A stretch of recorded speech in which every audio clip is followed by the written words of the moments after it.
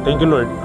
Dati usaran na siya ka, this is just a dream now, na tinuod na siya. Akong nakagustuhan niya is a very caring woman. Mabud nga blessed kayo ko nga naa siya, permitis. Biyahan mi sa Ginoo nga mabot ni na mo karon nga adlaw. Kaya thank you kayo.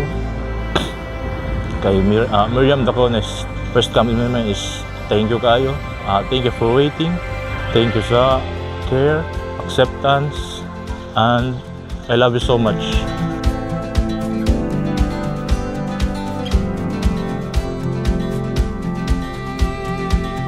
This day, mo na gini ang ipaabot kay mo na imong most awaited moment na wedding na mo ni Ariel. Kay for 10 years namong panag-uban, nami agreement nga katong nag-uyab pa mi nga dapat makabutag 10 years as a couple usa tam pakasal para ma-test nato ang atong relationship sa usag-usa kung ligon ba, kung kaya ba nato.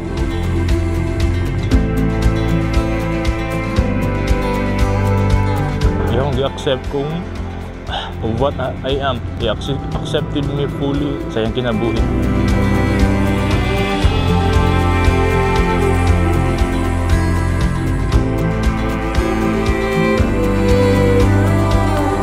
Thank you nga ning abot na taani nga stage.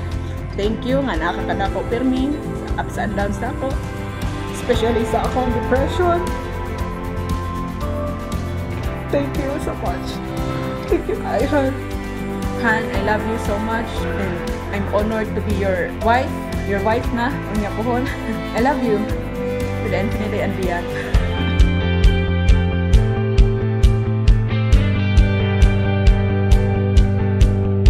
I know that Miriam had seen how her parents had struggled, tried so much in order for them all 10 children to school and all of them professionals. The example alone of their parents is the greatest advice that Miriam could take. Love one another. Do not love another one. Kaninyuon, pag pinagtanay ragyon, o niya magampo sa Ginoo, matakaan mo pa yung kalinaw sa pagtuyo. Ihila ako kay nalipay ko nga nakasangot abangan malipayon nga obas iti Maria. Kasabot ko nga ug unsa ka mahal ni Miriam si Ariel ug si Ariel sad kay Miriam.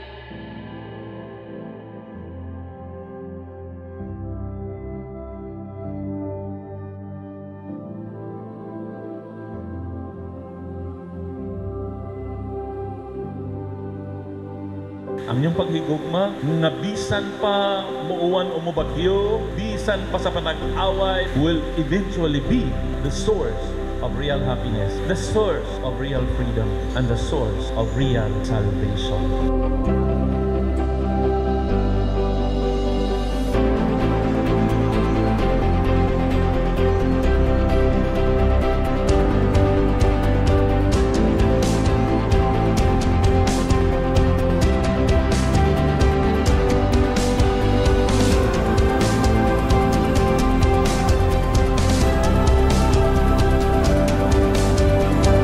Mga kondisyon sa pagigugma na kanunay, magminahalay, magpinasayloay, walay sikrito, nga kinahanglan tanan, iyakbot, iyagyag yon sa bana o sa asawa before sila kaslon.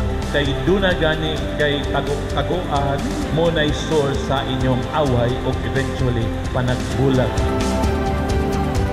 To live your married life happily, kinahanglan magmalipayon kamo kay dili na pwede bulagon sa tao ang giusa sa Dios. Pinayo kabala ka Ariel o Miriam. Ang inyong paninguha sa paghigugma sa usa hangtod sa kahangturan, you will enjoy.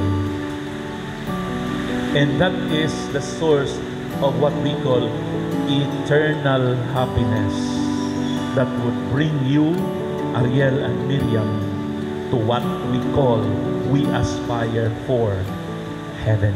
I know when I'm with you, this life is